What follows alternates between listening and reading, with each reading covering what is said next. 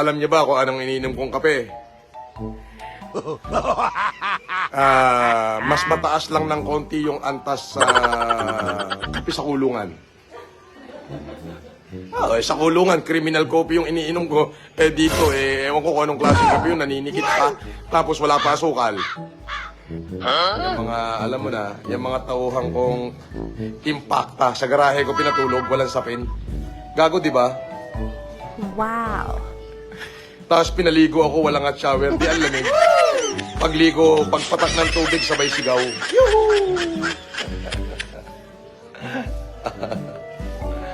Ito kasi yon, matagal na yon, talagang pinupuntahan niya talaga yan, yung tindahan na yan. You know? Nakatang-tangamat na ito, bakit mo Christian ka selfie ka, di naman amok selfie ka noon Inbidjok na ta na. Kita nyo man, hindi man gumatang dito, paglakpan ng awan nagyan na. Yan yung tindahan na yon, tindahan ng ano yan, ng trilyonaryo ano ba naman yan, sir? Hindi man lang supermarket? Diba? Meron akong follower, bumili sa tindahan ko. Ayun, libre galit na galit yung tindera ko Tindahan niya daw. Pero tindahan mo, ba't maglalabas ka ng wallet? Ba't babayaran mo? Tindahan mo pala yan. Ano ba? Sir naman! Barinig kita sa mukha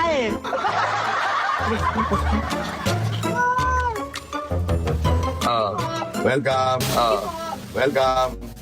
Huwag ka na magkakalat dyan, baka dumami. Baka magsunod-sunod. Huwag na daw magkalat, baka dumami.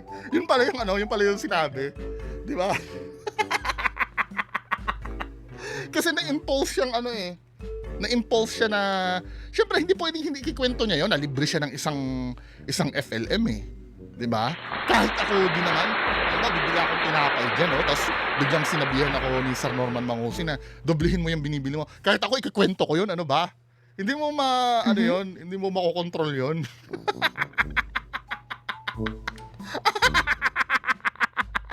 Wag na daw ipagkalat, baka daw dumami.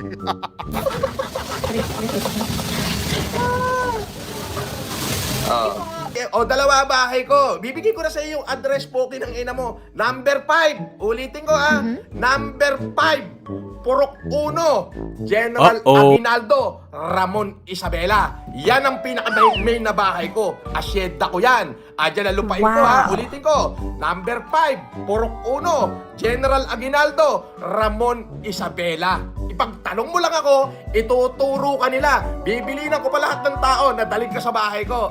O sinamay ipinilit na ang magiging venue ay sa Hall of Justice ng Roxas Isabela. Sa kadahilanang ang basehan niya ay ang kanyang di umano'y tirahan doon. At dito, mga kahombre ko, wala siyang nilagay na kahit na anong pruweba, tulad ng Barangay Certificate of Residency, Government ID showing an Isabela address, no lease contract, no utility bill, voter certification, sworn statement of neighbors, o kahit man lang patunay na for at least 6 months na siyang naninirahan doon prior sa filing.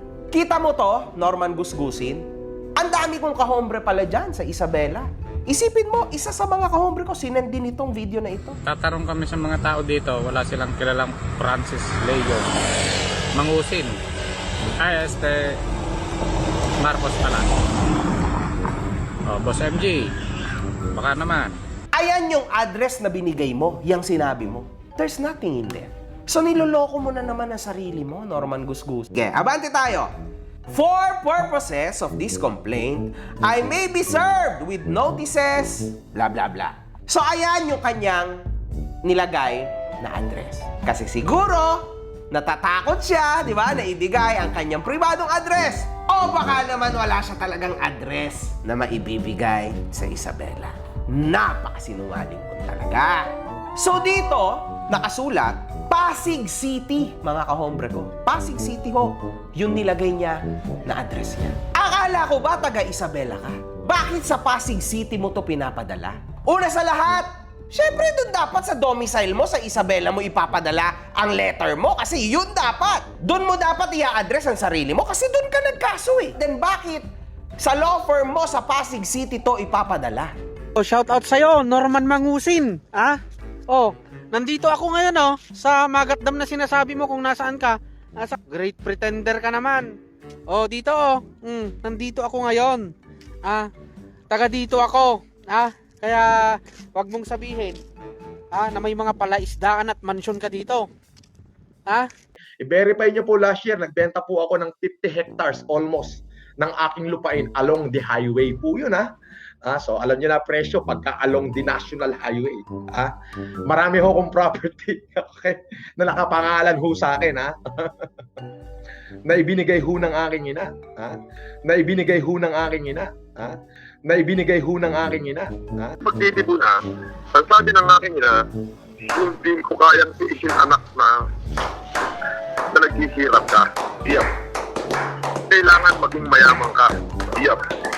So, ang ginawa niya,